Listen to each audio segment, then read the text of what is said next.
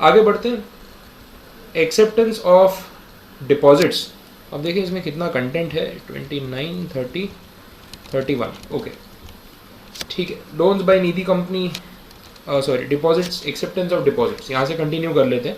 देखो rule number 13 है, इसमें इन्होंने बोला है कि निधि कंपनी अगर अपने मेंबर्स से डिपॉजिट एक्सेप्ट करती है तो मिनिमम होल्डिंग पीरियड जो होगा वो 6 मंथ्स का होगा एंड मैक्सिमम होल्डिंग पीरियड जो है वो 60 मंथ्स का होगा। ऐसा हम कंपनी लॉ में भी पढ़ते थे, जब कोई कंपनी पब्लिक डिपॉजिट्स एक्सेप्ट करती है तो minimum holding 6 months, maximum holding 36 months, ऐसी कंडीशन थी। उसी के कंपैरिजन में ये है 6 मंथ्स टू 60 मंथ्स, ये बोला। उसके बाद रिन्यू कर दो, कोई प्रॉब्लम नहीं है। Recurring deposit shall be accepted for a minimum period of 12 months and maximum period of 60 months. तो अगर एफडी है तो 6 महीने से लेके 60 मंथ्स तक, और अगर रिकरिंग डिपॉजिट्स है तो कम से कम 12 महीने से लेके मैक्सिमम 60 मंथ्स तक, ये बोला है।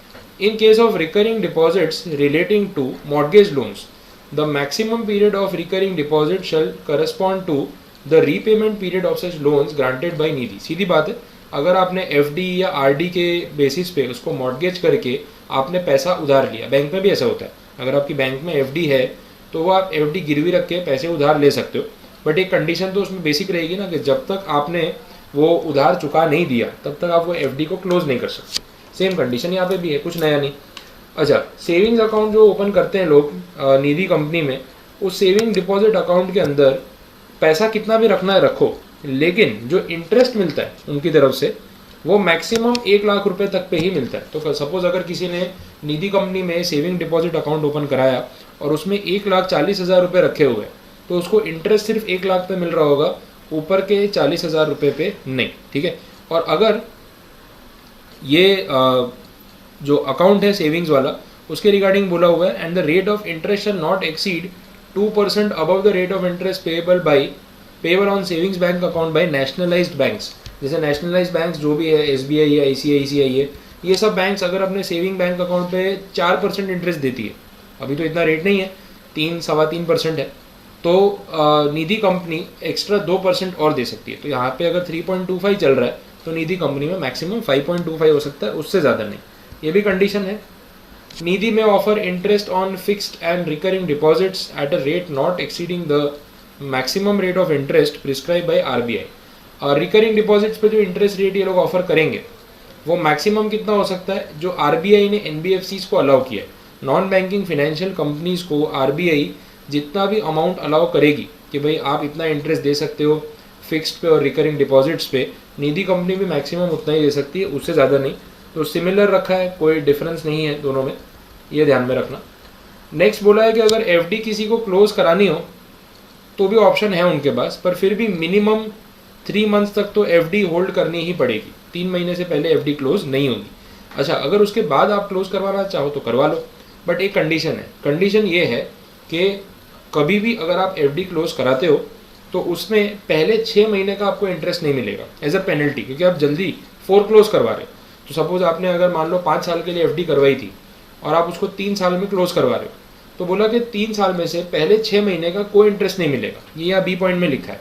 और फिर बोला कि जो बाकी के 2.5 साल का इंटरेस्ट मिलेगा वो भी पेनल्टी काट के मिलेगा। और पेनल्टी कितनी कटेगी, 2% इंटरेस्ट रेट कट जाएगा। तो अगर सपोज आपने अगर 10% इंटरेस्ट रेट पे पैसा रखा था तो आपको 8% इंटरेस्ट मिलेगा, वो भी आगे के 6 महीने काट के, तो काफ़ी नुकसान हो जाएगा।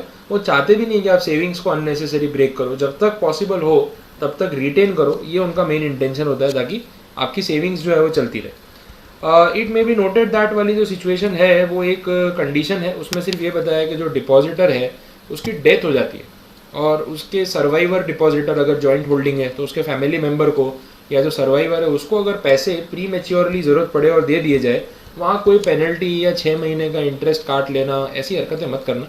किसी की डेथ हो गई है, ऐसी कोई सिचुएशन है, उसके नॉमिनी को पैसे की ज़रूरत है, तो वहाँ पे पेनल्टी लगाना अच्छा भी नहीं लगेगा, थोड़ा इमोरल सा हो जाएगा। तो ऑब्वियसली ये चीज़ का ध्यान यहाँ पे रखा जाएगा। तो यहाँ पे एक पार्ट आपका निधि कंपनी का समझ लो, हाफ पार्ट कंप्लीट हुआ है। नेक्स्ट हाफ जो है मैं फिर अगले वीडियो में कवर कर लेता हूँ, अगले लेक्चर में कर लेंगे अपने, कोई जल्दी नहीं है। तब तक आप इतना तो रीड करके कंप्लीट करो, तब तक देखते हैं कि रिमेनिंग पार्ट में फिर आगे हमें क्या क्या डिस्कस करना है। ठीक है, thank you so much. Hello everyone, let's start today's topic. हम बात कर रहे हैं यहाँ पे निधि कंपनीज की एंड ये निधि कंपनीज ऑलरेडी हमने स्टार्ट कर दिया था। जो इसका सेकेंड हाफ है, रिमेनिंग टॉपिक्स है, उसको आज कंप्लीट कर लेते हैं। Let us start. Unencumbered term deposits की बात हो रही है। जो निधि कंपनीज है उनको ये बोला गया है कि आप लोगों से जितना भी पैसा डिपॉजिट्स के तौर पे एक्सेप्ट करते हो तो उसका एक हिस्सा आपको रिजर्व फंड के तौर पे रखना पड़ेगा कि बाई चांस अगर लोग एक साथ अपना पैसा मांगने आ जाए, ज़्यादातर लोग आ जाए, तो आप वो फंड्स कैसे प्रोवाइड करोगे। नो डाउट बहुत लोग नहीं आते, बट एक नॉमिनल रेशियो मेंटेन करो रिजर्व के तौर पे कि इमीडिएटली वो पैसा आपके पास आपके डिस्पोजेबल पे हो और आप उसको उनको पे करने में यूज़ कर सको।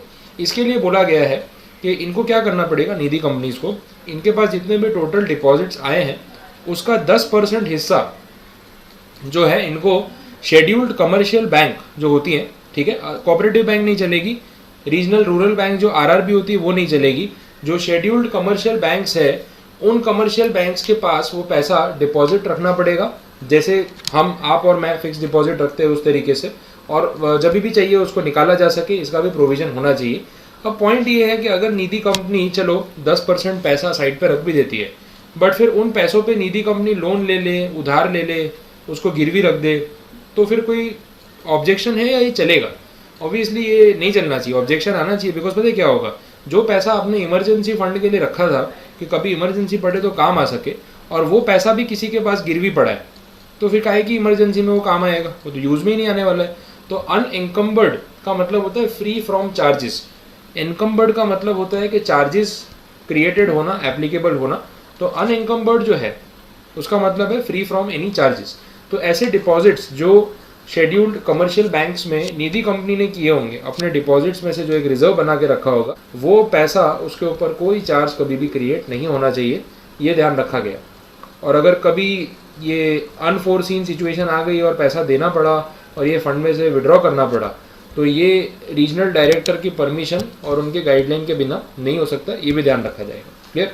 चलो आगे बढ़े। Loans by Nidhi company. Nidhi company अगर अपने मेंबर्स को लोन दे रही है तो कितना लोन दे सकती है, उसके लिए है रूल नंबर 15। ये एग्जाम में क्वेश्चन पूछा था, पास्ट एग्जाम क्वेश्चन है ये। इसमें बोला कि अगर निधि कंपनी के पास जो डिपॉजिट्स है वो 2 करोड़ रुपए से कम है, जो टोटल डिपॉजिट सब लोगों से इकट्ठा कर रखा है वो 2 करोड़ से कम है, तो पर मेंबर 2 लाख रुपए से ज़्यादा का लोन देना अलाउड नहीं होगा। ये एक रिस्ट्रिक्शन रहेगा जो ध्यान रख के चलना पड़ेगा। दूसरी लिमिट बोली है, अगर 2 करोड़ से ज़्यादा डिपॉजिट्स है, मोर देन 2 करोड़ लेकिन लेस देन 20 करोड़, तो फिर इसमें पर मेंबर 7,50,000 तक का लोन दे सकते हैं, रिस्ट्रिक्शन नहीं है। थर्ड कैटेगरी 20 करोड़ से 50 करोड़, उसमें 12 लाख रुपए दे सकते हैं, और 50 करोड़ से ऊपर हो तो 15 लाख रुपए दे सकते हैं, ये कंडीशन रहेगी। अब इसमें ना एक ड्राफ्टिंग एरर है, उन्होंने बोला लेस देन 2 करोड़, फिर बोला मोर देन 2 करोड़, फिर बोला less than 20, more than 20, less than 50, more than 50। तो एग्जैक्ट 2 करोड़, 20 करोड़, 50 करोड़ कहाँ गया? ना ए पॉइंट में है ना बी पॉइंट में, तो थोड़ा सा ड्राफ्टिंग एरर है, भूल गए उस चीज़ को रेक्टिफाई करना, लेकिन अभी तक रेक्टिफाई किया नहीं, जैसा था वैसे का वैसा ही है ये। आगे बढ़े। अब एग्जाम में आप चेंज मत कर देना, जो है वही लिखना, भले गलत है तो गलत। Where a Nidhi has not made any profits continuously in 3 preceding financial years, पिछले 3 साल में कभी भी प्रॉफिट ही नहीं कमाया, तो अगर ये लोग फिर भी लोन देना चाहते हैं अपने मेंबर्स को तो दे सकते हैं, लेकिन जो ऊपर लिमिट लिखी थी ना उसमें सीधा 50% डिस्काउंट हो जाएगा। तो जो 15 लाख लिखा था वो 7.5 हो जाएगा, 7.5 लिखा वो उसका आधा हो जाएगा, 2 लाख लिखा वो 1 लाख हो जाएगा। तो ऐसे करके जो है रिस्ट्रिक्शन आ जाएंगे, 50% ही दे पाएंगे लोन, ये भी कंडीशन को फॉलो करना पड़ेगा। ऑलरेडी अगर एक मेंबर ने निधि कंपनी से लोन लिया था पास्ट में और डिफॉल्ट कर दिया था, तो वापस उसको लोन देंगे क्या, अलाउ करेंगे? नहीं, ये नहीं हो सकता।